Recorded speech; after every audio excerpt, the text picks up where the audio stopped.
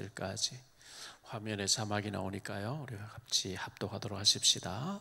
사람이 약혼하지 아니한 처녀를 깨어 동침하였으면 납폐금을 주고 아내로 삼을 것이요, 만일 처녀의 아버지가 딸을 그에게 주기를 거절하면 그는 처녀에게 납폐금으로 돈을 낼지니라.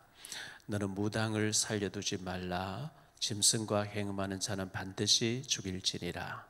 여호와 외에 다른 신에게 제사를 드리는 자는 멸할지니라. 너는 이방 나그네를 압제하지 말며 그들을 학대하지 말라. 너희도 애굽 땅에서 나그네였음이라. 너는 과부와 과를 해롭게 하지 말라. 내가 만일 그들을 해롭게 함으로 그들이 내게 부르짖으면 내가 반드시 그 부르짖음을 들으리라. 나의 노가 맹렬함으로 내가 칼로 너희를 죽이리니 너희의 아내는 과부가 되고 너희 자녀는 고아가 되리라. 내가 만일 너와 함께한 내 백성 중에서 가난한 자에게 돈을 주어 주면 너는 그에게 채권자같이 하지 말며 이자를 받지 말 것이며, 내가 만일 이웃의 옷을 저당 잤거든 해가 지기 전에 그에게 돌려보내라. 그것이 유일한 옷이라. 그것이 그의 알몸을 가릴 것인즉 그가 무엇을 입고 자겠느냐. 그가 내게 부르짖으면 내가 들으리니 나는 자비로운 자임이라. 너는 재판장을 모독하지 말며 백성의 지도자를 저주하지 말지니라. 너는 내가 추수한 것과 내가 짜낸 즙을 바치기를 더디하지 말지며 내 처음 난 아들들을 내게 줄지며 내 소와 양도 그와 같이 하되 이래 동안 어미와 함께 있게 하다가 8해 만에 내게 줄지리라. 너희는 내게 거룩한 사람이 될지니 들에서 짐승에 찢긴 동물의 고기를 먹지 말고 그것을 개에게 던질지니라. 아멘. 오늘 저녁에 나오신 분들에게 하나님의 특별한 긍휼과 축복이 있게 되기를 바랍니다. 한마디로 말해서 이 말씀은 타락하지 말라, 세속적으로 타락된 삶을 살지 말라, 거룩한 백성이 되라, 그런 말씀이 주어졌습니다. 먼저 생각할 말씀은 처녀에 대해서 말씀하고 있는데 16절에 보면 처녀를 깨어서 동침했으면 아내로 삼으라 이렇게 말씀하고 있어요. 동침해놓고 버리면 안 된다. 그 다윗의 아들 암놈이 제일 장자였잖아요. 배다른 동생 다말을 겁탈해요. 병들은 척하고 아픈 척하고. 그 겁탈하고 난 뒤에는, 전에는 막 좋아서 상사병이 나서 그렇게 하던 게 미워서 죽으면서 끌어내라, 이 계집을 끌어내라 막 이렇게 했잖아요. 그게 이제 죽음의 길이었어요. 그 창세기 34장에 보면 세겜이라는 사람이 디나, 야곱의 딸 디나, 그 연령대로 보면 디나가 6살밖에 안 된 아이를 강간하잖아요. 그 일 때문에 할례밖에 놓고 다 죽여버리잖아요. 이 강제로 강간할 때는 거의 다 보면 생명이 죽게 되는 원한이 따라오더라고요. 그래서 이게 처녀를 깨어가지고 동침했으면 아내를 삼고 가정을 이루어야 되는데 17절에 처녀의 아버지가 그 딸을 주기를 거절하면 납폐금으로 돈을 내라 이렇게 말씀하고 있어요. 결혼과 가정은 굉장히 중요합니다. 어느 정도 중요하냐? 구원 다음으로 중요해요. 우리가 구원받는 게 굉장히 중요하잖아요. 구원받는 거 중요한데 총각 처녀들이 너무 결혼에 대해서, 가정에 대해서 별로 생각 없이 그렇게 하면 안 돼요. 굉장히 기도하고, 왜? 가정을 이루게 되면 자녀가 생겨나게 되고, 그 맞지 않는다고 이혼하게 되면 어떻게 됩니까? 아이들 어떻게 됩니까? 너무너무 심각한 문제가 따라오거든요. 너무나 지금 가정들이 많이 깨어지고 있어요. 가정이 굉장히 중요하기 때문에 결혼도 굉장히 기도 많이 하고, 정말 창세기 2장 18절 25절에 나오는 이는 내 뼈 중에 뼈고 살 중에 살이라. 정말 나를 위해서 하나님의 예비는 배필이 맞다고는 확신 가지고 결혼해야 되고요. 결혼했으면 두 번 다시 후회하지 않는 그런 가정을 이루어야 되잖아요. 너무나 쉽게 만나고 쉽게 헤어지고 하는 것들을 참 주변에서 많이 보게 되는데, 히브리서 13장 4절에 보니까요, 모든 사람은 결혼을 기히 여기고 침소를 더럽히지 않게 하라. 음행하는 자들과 간음하는 자들을 하나님이 심판하시리라. 모든 사람은 결혼을 기히 여기라, 가정을 기히 여기라 이렇게 말씀하고 있어요. 하나님 말씀이에요. 결혼을 굉장히 중요시해야 되죠. 그 모든 사람은 가정을 기이 여기라 했는데 그게 갈로 삼 해놓고 갈로 해놨거든요. 그 아래 보면 다른 사람에게 혼인을 또는 사람에게 혼인을 기하니 침소가 더러운 것이 아니라 이렇게 기록되어 있어요. 결혼이 중요하다 이렇게 부제로 기록해 놨어요. 고린도전서 7장 38절에 보면요, 고린도전서 7장 38절에 그러므로 결혼하는 자도 잘 하거니와 결혼하지 아니하는 자도 더 잘 하는 것이라. 바울이 결혼에 대해서 쭉 얘기하는 가운데 결혼하는 게 좋다, 그러나 나처럼 안 하는 것도 더 좋다 이렇게 얘기하고 있는데, 창세기 2장 18절에 보면 하나님이 사람이 혼자 사는 것이 좋지 아니하니, 창세기 1장에서 좋았더라 이 말씀을 계속 하신 하나님께서 8번이나 하신 하나님께서 2장에 와서 18절에 독처하는 것, 혼자 사는 것 좋지 않다고 하면서 가정을 이루어라. 그래서 갈비뼈를 뽑아서 돕는 배필로 지었다 그랬잖아요. 디모데전서 4장 3절입니다. 혼인을 금하고 어떤 음식은 먹지 말라 할 터이나 음식물은 하나님 지으신 것이니 믿는 자들과 진리를 아는 자들이 감사함으로 받을 것이라. 혼인을 금하는 사람 안 된다는 거예요. 그 안동에 제가 풍산에 대한성물이라고 하는 비석을 만드는 아버님 산소, 어머님 산소에 표지석을 주문하기 위해서 갔을 때 돈 계산하려고 돌을 맞춰놓고 보니까 달마상하고 염주하고 뭐 이런 게 있어서 어르신 절에 다니십니까 하니까 저 불교 대학 나왔습니다. 그래요? 그럼 스님이잖아. 예, 저는 목사입니다. 이래가지고 앉아가지고 그래요? 그럼 저 한잔 합시다. 이래가지고 1시간 반 가까이 제가 복음을 제시해서 영접하고 지금은 신앙생활 잘하는 걸로 알고 있거든요. 왜 그렇게 교회 다니는 집사까지 하시던 분이 절에 다니게 됐냐 이렇게 물어보니까 목사님이 애를 낳지 말라 했다는 거예요. 그 대판 싸웠대요. 그 이제 마태복음 24장에 예수님 재림 직전에 막 환란이 일어나고 할 때 어린 아기를 가진 자가 화가 있다 이 말에 목사님이 애를 낳지 말라. 그래서 대판 싸우고 절에 갔다고 했는데, 절에 가서 방황하다가 복음 만나서 돌아왔잖아요. 혼인을 귀하게 여기고 정말 이 결혼을 굉장히 중요시해야 되는데, 영국 같은데 유럽에서는 그렇다 그래요. 결혼하지 않고 우리가 살아보자, 그냥 살자는 거예요. 애도 낳지 말고 우리끼리 그냥 즐기며 살자, 언제든지 헤어진다, 그 전제하에서 사는 사람들, 그 동거생활은 그렇게 많다는 거예요. 가정이 다 해체된 거죠. 물론 뭐 보수적인 가정에 건전한 가정들도 많이 있습니다만은, 제가 지금부터 한 27년 전쯤인가요?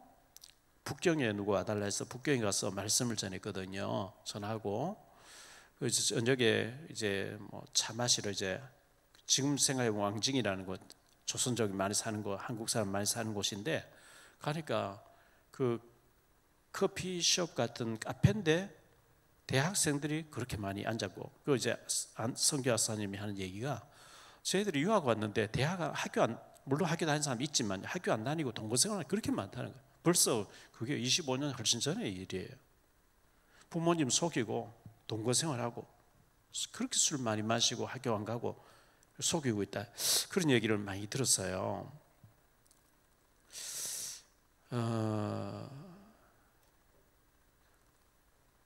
한 달에 한 번 동부 이천동의 온누리교회에서 아침 7시부터 9시까지 한다연 모임, 한국교회 다음 세대 연합 모임이 있거든요. 거기 온누리교회 이재훈 목사님도 나오시고, 이제 당진돌교회 이수훈 목사님 나오시고, 왕성교회 길요나 목사님 나오시고, 유명한 목사님들 많이 나오시는데, 지난번에 그 어떤 분이 이제 잠깐 그날 모였다 하면 아침에 20분, 30분, 뭐 15분 주제 발제를 몇 사람이 하거든요. 하는데 수원에 계신 큰 교회 목사님이 말씀한 것 같아요. 결혼해서 애를 낳는데 통계적으로 보면 20% 이상이 남편의 애 아닌 아이를 낳는다는 거예요. 심각하죠. 그만큼 잘못된 일들이 많이 일어나고 있다는, 통계적으로 그렇다고 얘기하는 걸 들었습니다. 그저께 윤여정 그 배우잖아요. 배우 아카데미 상을 받고 있던 배우가 신문에 나왔는데 보니까 조영남 씨와 결혼했잖아요. 그분이 조영남 씨가 신학교 다니고 근데 그 애를 뭐 3남매인가 이렇게 낳았는데 그 아들이 커밍아웃 동성애자라는 거죠. 이거 참 보통 문제 아니에요. 남자가 남자와 어떻게 살겠다. 성생활을 학문에다 가겠다. 이거 잘못 이게 문제가 일어나잖아요. 거기서 에이즈가 발생하고 여러 가지 하나님의 창조의 원리에 어긋난 이거는 저주거든요. 그 차근법 이게 굉장히 문제되는, 이게 통과되면 사람 짐승하고 뭐 살겠다, 결혼하겠다. 주에 와서 주례해달라 안 해주면 고소되고 벌금명이, 이런 엄청난 것이 차근법이라는 거예요. 오늘 말씀 나오잖아요. 짐승과 이게 너무너무 이게 말세 때 징조들이거든요.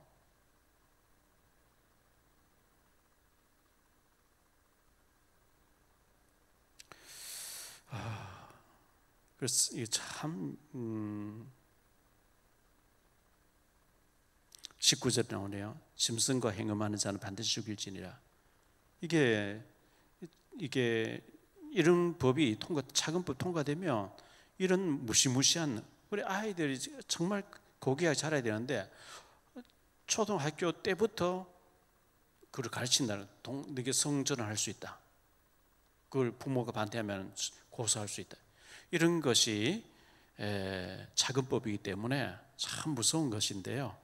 우리가 가정에서 말씀을 가지고 아이들을 포럼하면서 말씀으로 키워내지 않으면 이게 굉장히 이제 앞으로 문제가 되기 때문에 우리가 말씀으로 아이들을 잘 양육해야 될 것을 말씀하고요. 가정을 중요시, 결혼을 중요시 해야 되는 것을, 이런 사탄의 문화에 빠지지 않도록 말씀으로 예배 드리고 하는 것이, 포럼하는 것이 굉장히 중요하지 않겠나 생각되어집니다. 두 번째로 생각할 말씀은 무당을 살려두지 말라, 이렇게 말씀하고 있거든요. 무당을 18절에는 무당을 살려두지 말라.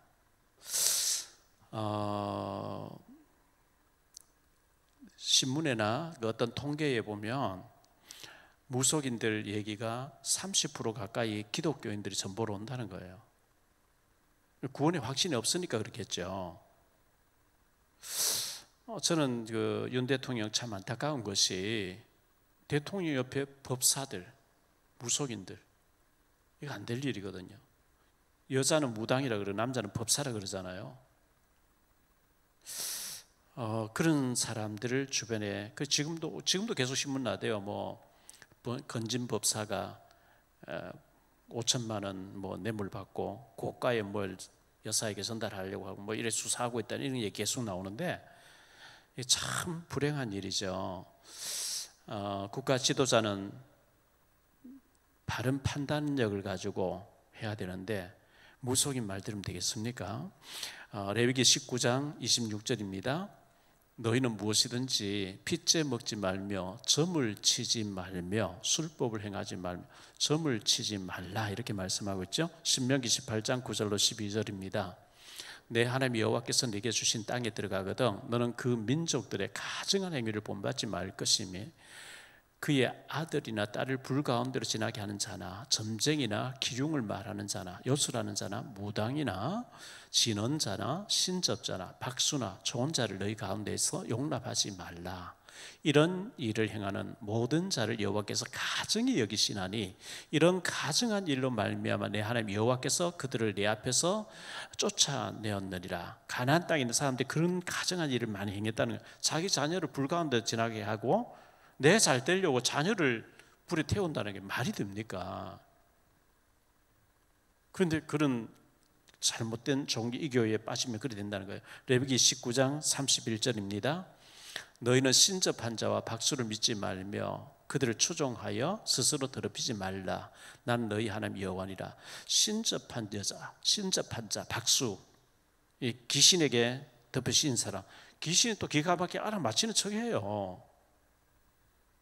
레위기서 20장 6절로 7절인데요. 접신한 자와 박수무당을 음란하게 따르는 자에게는 내가 진노하여 그를 그의 백성 중에서 끊으리니 너희는 스스로 깨끗하게 하여 거룩할지어다. 난 너희 하나님 여호와니라. 이렇게 말씀하고 있어요. 레위기 20장 27절입니다. 남자나 여자가 접신하거나 박수무당이 되거든 반드시 죽일지니 곧 돌로 그를 치라. 그들의 피가 자기들에게로 돌아가리라. 만약에 이 말씀에 의지해서 우리가 무당이나 박수무당을 돌로 쳐 죽이면 살인이죠. 이스라엘 나라는 신정국가이기 때문에 모세를 통해서 율법을 주실 때는 하나님 그렇게 했어요. 그런 걸 살려두지 말라. 그래서 악을 철저하게 제거하고 오직 하나님만 바라보도록. 왜? 주변 나라가 다 그렇게 빠져있는데 너희는 귀신에게 속아서 우상 숭배하고 신접한 사람을 따라가는 굿하는 사람 되지 말고 귀신에게 묻는 사람 되지 말고 오직 하나님 바라봐야 된다. 이제 그렇게 말씀한 거거든요. 사무엘상 28장 1절로 25절에 보면 사울 왕이 엔돌에 신접한 자, 사울 왕이요 무당들 다 색출해서 죽이라 이렇게 했는데 하나님이 응답하지 아니하니까 지금 뭐 하나님이 사울 왕을 버렸잖아요. 악신이 잡혔잖아요. 그러니까 신접한 여자를 찾아봐라. 그러니까 엔돌에 신접한 여자 무당이 있다 합니다. 신접한 여자를 찾아가서 사울이 아닌 척하고 사무엘을 불러오리라 그러잖아요.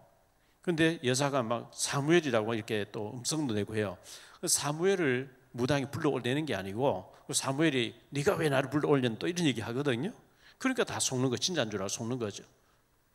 사무엘이 천국 가는데 불러 올립니까? 그 말이 안 된 얘기인데 귀신이 그렇게 속여요. 진짜가 속인다니까요. 역대상 10장 13절로 14절에 이렇게 밝히고 있어요. 사울 왕이잖아요. 사울이 죽은 것은 여호와께 범죄하였기 때문이라. 그가 여호와의 말씀을 지키지 아니하고 또 신접한 자의 가르치기를 청하고 여호와께 묻지 아니하였으므로 여호와께서 그를 죽이시고 그 나라를 이새의 아들 다윗에게 넘겨주셨더라. 하나님께 묻지 않고 하나님 백성이 무속 귀신 들린 사람에 가서 묻는 거 얼마나 죄가 되고 얼마나 하나님께 싫어하시는 것이라는 것을 보여주는 말씀이죠. 저는 사울 왕이 구원받았다고 생각하거든요. 구원받지 못한 자를 하나님께서 왕으로 세우지는 않았다고 생각해요. 처음에 구원받았고 하나님 경외했고 그렇기 때문에 하나님 세웠는데 왕이 되고 난 뒤에 악신에게 교만해지면서 악신에게 잡혀버린 그런 사람을 생각하거든요. 민수기 24장 1절에 보니까요, 발람이 자기가 이스라엘을 축복하는 것을 여호와께서 선히 여기심을 보고 전과 같이 점술을 쓰지 아니하고 그의 낯을 광야로 향하여, 그래서 점술로 지금까지는 말해왔다는 것을 얘기하고 있어요. 선지자예요. 하나님 선지자예요. 그런데 점술로 써왔다는 것은 점술로 쓰지 아니하고 뇌물을 받고 그렇게 하잖아요. 이 발람에 대해서 나오는데 신명기 23장 4절을 보죠.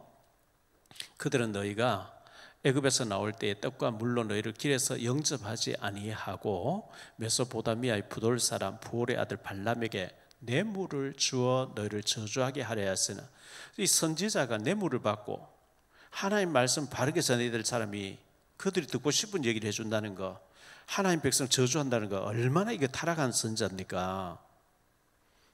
그래서 오늘 말씀에도 보면 뇌물을 받지 말고, 오늘 말씀이 아니고 23장 8절에 그렇게 나오네요. 뇌물을 받지 말라. 이 선지자가 뇌물을 받고 하나님 백성을 저주하려고 하다가 나귀에게 책망 듣고 했잖아요. 여호수아 13장 22절입니다. 여호수아 13장 22절에 이스라엘 자손이 그들을 살육하는 중에 부올의 아들 점술가, 발람 선지자를 점술가라 그래요. 칼날로 죽였더라. 선지자가 타락했어요. 점술에 잡혀 있어요. 그래서 비참하게 죽임을 당하지요. 느헤미야 13장 2절인데요. 느헤미야 13장 2절에 이는 저희가 양식과 물로 이스라엘 자손을 영접지 아니하고 도리어 발람에게 뇌물을 주어 저주하게 하였습니다. 그러나 우리 하나님이 그 저주를 돌이켜 복이 되게 하셨다 하였는지라. 뇌물을 받고 저주를 해주려고, 결국 안 되니까 이 발람 선자가 저주하려고 하면 축복이 나오고 저주할 축복이 나오니까 민수기 25장에 가서 보면 꾀를 내주잖아요.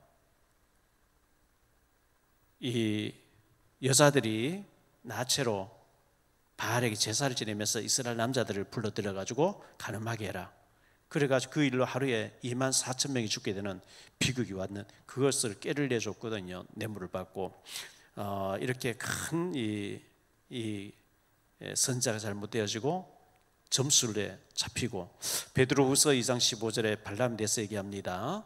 그들이 바른 길을 떠나 미혹되어 부올의 아들 발람의 길을 따르는 도다. 그는 불의의 삭슬을 사랑하다가, 이렇게 말씀하고 있어요. 유다서 1장 11절에도 발람의 화 있을진저 이 사람들이여 가인의 길에 행하였으며 삭슬을 위하여 발람의 어그러진 길로 몰려갔으며 고라의 패역을 따라 멸망을 받았도다.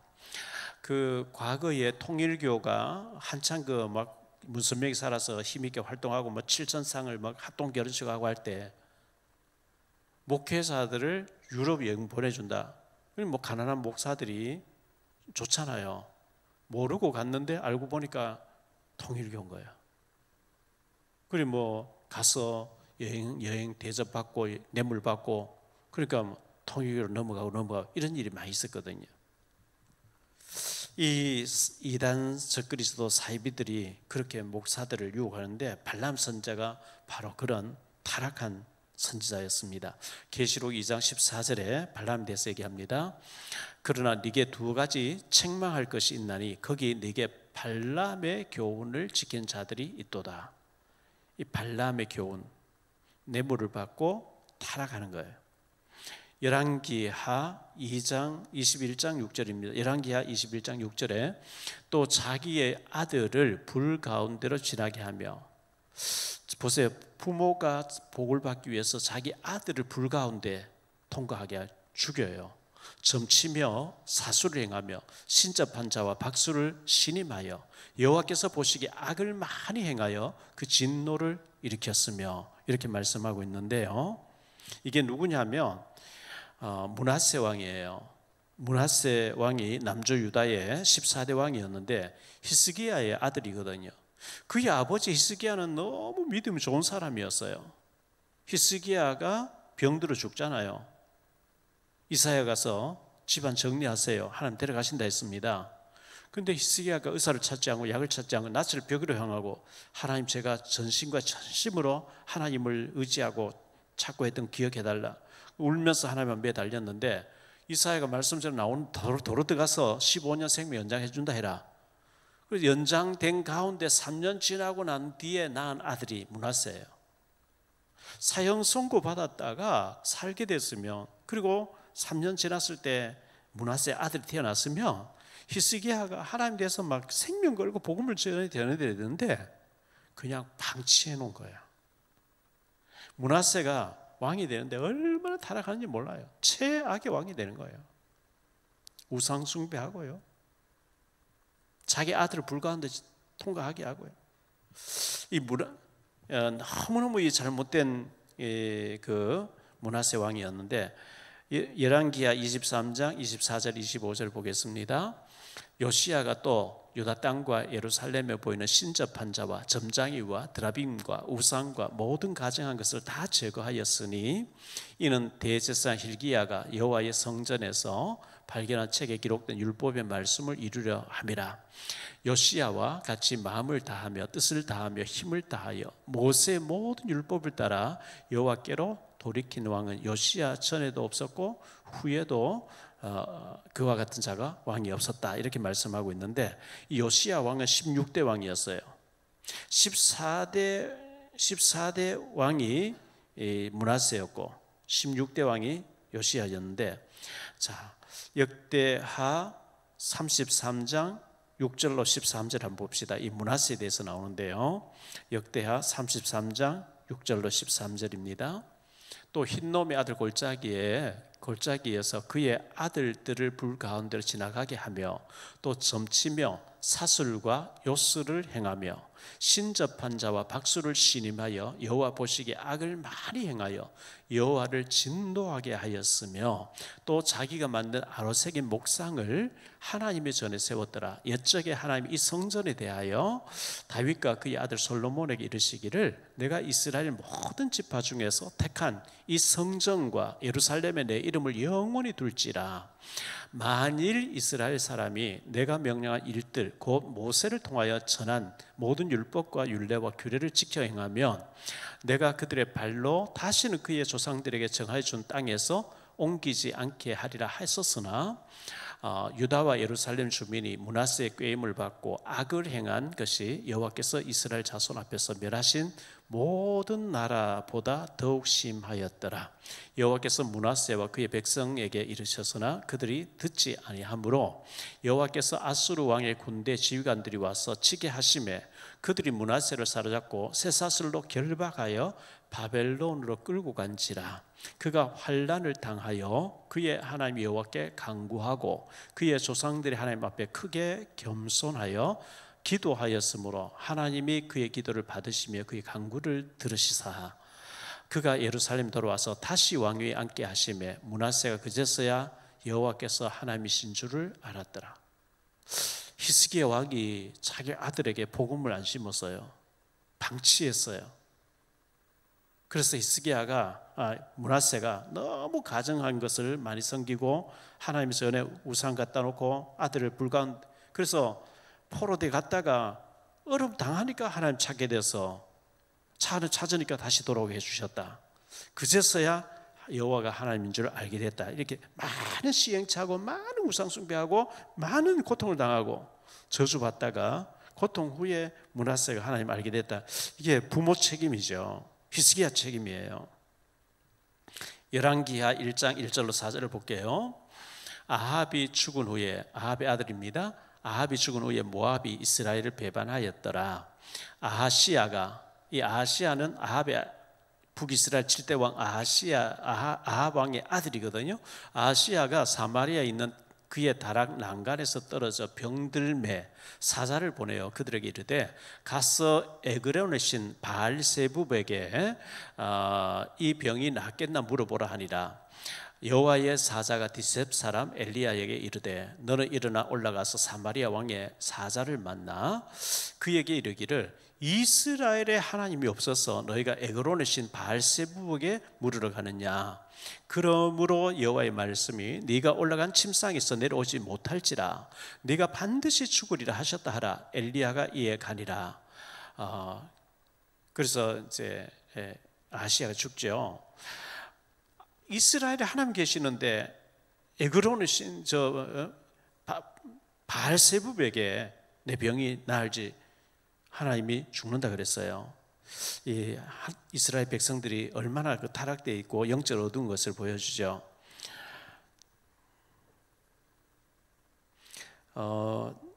짐승과 행음하는 자는 19절에 반드시 죽일지니라.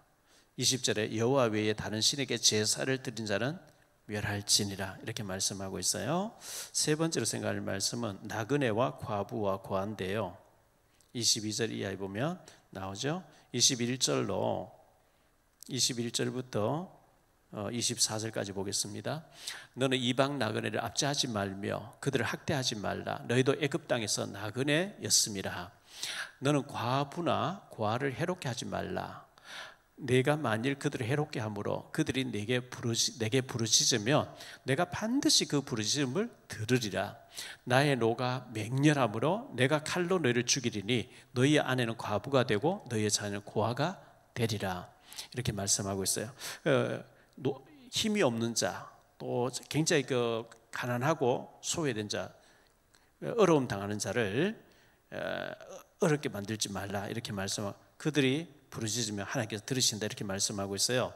그 사무엘하 21장 그저께 새벽기도 때 봤던 성경인데요. 다윗의 때에 3년 동안 너무 심한 기근이 들었다는 거예요. 그래서 다윗이 하나님께 물었어요. 하나님, 무슨 일로 이렇게 3년 동안 큰 기근이 들게 합니까? 뭐 기근 들었다는 것은 비가 내리지 않고 곡식이 안 되고 하니까 기근이 들었겠죠. 그러니까 하나님께서 왜 기근이 들은지 아냐? 사울이 기브온 사람들 죽였기 때문이다, 이렇게 말씀하고 있거든요. 기브온 사람 누구냐? 여호수아 9장에 나와요. 여호수아가 막 정복에 들어오니까 기브온 사람들이 멀리서 온 것 같이 옷이 다 낡았고 신발도 다 해졌고 빵을 이렇게 보여준대요. 곰팡이 피었고. 우리는 하나님 성전자들인데 하나님께서 저희 이스라엘 백성들 가서 조약을 맺고 만나라 해서 우리가 왔는데, 우리가 출발할 때 떡이 막 금방 쪘는 떡인데 이렇게 긴 여행에서 곰팡이 피었고 뭐 이런 식으로, 그때 여호수아가 여호와께 묻지 아니하고 여호와 이름으로 맹세해 버리죠. 그래, 좋다, 동맹을 맺자. 3일 지나고 보니까 옆에 있는 사람이에요. 너희가 왜 우리를 속였냐? 우리가 죽게 되니까 살고 싶어 그렇게 했습니다. 근데 이미 여호와 이름을 맹세했기 때문에.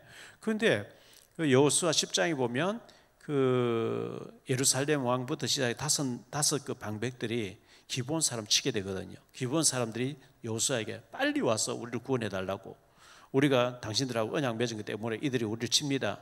그래서 기드온이 가서 여호수아 가서 전쟁하잖아요. 전쟁하다 보니까 해가 지려고 하니까 여호와께 아뢰어 이르되 태양도 머물고 달도 머물러라 했는데 하나님 24시간 연장해 줘가지고 전쟁에 이기게 하셨고, 여호수아 칼에 피하는보다 하나님 우박을 내려가지고 그 사람들을 다 죽이셨다, 이렇게 기록하고 있는데, 하나님 이름으로 맹세했기 때문에 기브온 사람들을, 그래서 여호수아가 너희는 거짓말로 했기 때문에 너희들 우리 물 기르는 자가 되고 나무 패는 자가 되고 종처럼 해야 된다. 예, 좋습니다. 종으로 살겠습니다. 근데 사울 왕이 그들을 미워하면서 죽였대요, 여러 사람을. 그게 한이 됐어. 그래서 내가 어떻게 하면 너희들이 그 마음을 풀겠냐? 이 일은 우리가 뭐 어떻게 할 게 아니고 반드시 사울의 후손 가운데 7사람을 목을 울면서 나무에 달아야만 우리가 이 원한이 풀어집니다. 그러니까 다윗이 7명을 주잖아요. 그래서 목매어 죽이니까 그 이후에 하나님께서 그들의 기도를 들으시더라.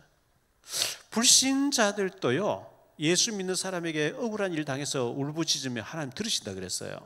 그래서 억울하게 하면 안 된다, 그것을 보여주는데,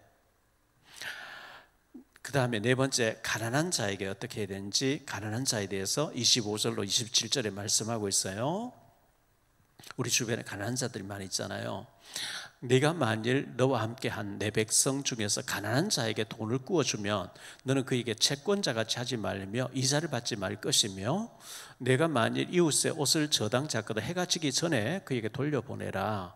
그것이 유일한 옷이라. 그것이 그의 알몸을 가릴 것인즉 그가 무엇을 입고 자겠느냐? 그가 내게 부르짖으면 내가 들으리니 나는 자비로운 자임이라. 제가 한 20여 년 전에 아랍에미리트 두바이라는 곳에 3, 4일 동안 여행 간 적이 있어요. 그쪽 중동을 보기 위해서. 낮에 더워요. 밤 되니까 추워요. 그 사람들이, 가난한 사람들은 외투가 있는데, 외투가 뭐 입을 용이니까 얼마나 그 때도 많이 묻어 꼬장꼬장 하지 않겠어요? 그것을 저당 잡았는데 해가 지기 전에 돌려보내주라는 거예요. 하나님께서 그렇게 말씀하고 있어요. 자, 요즘 우리 주변에 가끔 그런 걸 보잖아요. 30대 애기 엄마인데 급전을 몇십만 원 빌렸는데 이 며칠 만에 막 1,000만 원 막 올라가 버리는 거죠.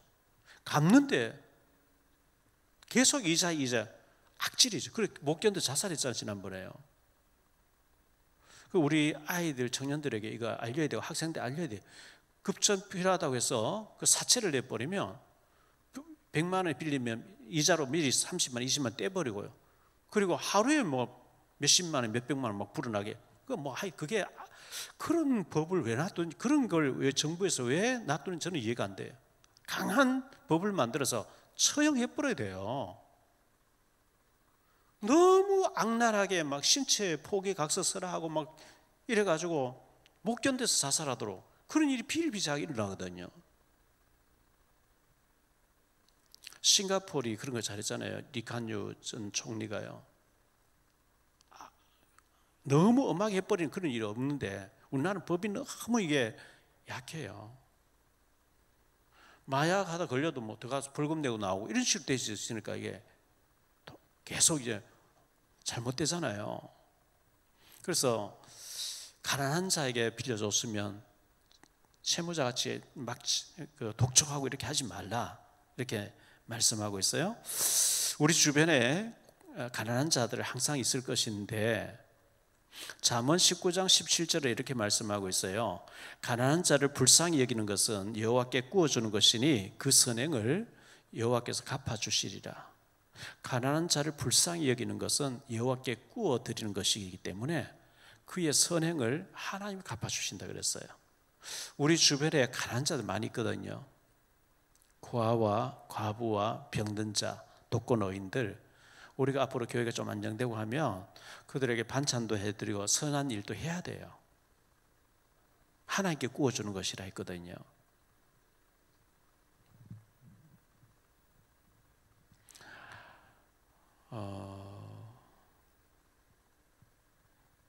오늘 이제 서울에 신방 갔다가 이제 병원에 신방 갔다가 저는 아침도 안 먹고 점심도 안 먹은 상태니까 이제 청국장 집에 밥 먹으러 갔어요. 가서 이제 윤예진 목사님하고 저하고 이선옥 집사님하고 사모하고 이제 4명이 식사하는데 우리 성가대에 앉는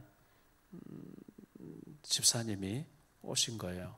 그래서 옆에 앉아서 식사를 하시는데 잠깐 얘기를 해보니까 서울역에 가서 그 이제 노숙자에게 어떤 목사님이 이제 뭐 대접하는데 거기서 봉사활동을 오랫동안 해오셨다 그래요. 전에 우리가 복음 운동할 때는 그런 복음 못 깨다 복음 없는 사람들 그런 짓 한다 이렇게 무시했는데 그런 게 필요해요. 우리가 복음 전한다고 하면서 복음 가졌다 하면서 더 그런 일 더 해야죠 사실은요.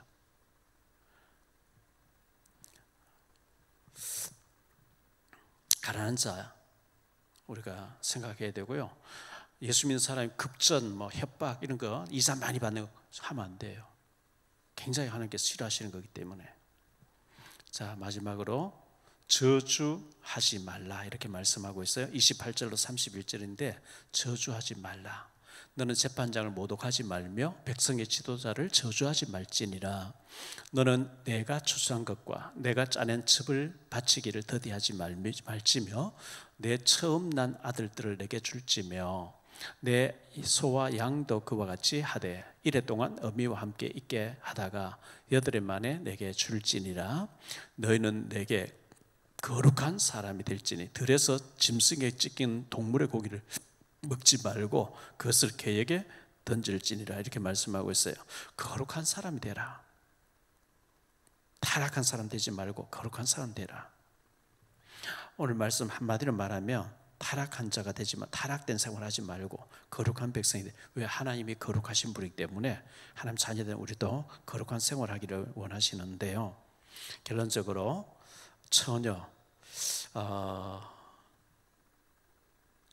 처녀를 깨어서 욕보이지 말라 이렇게 말씀하고 있어요.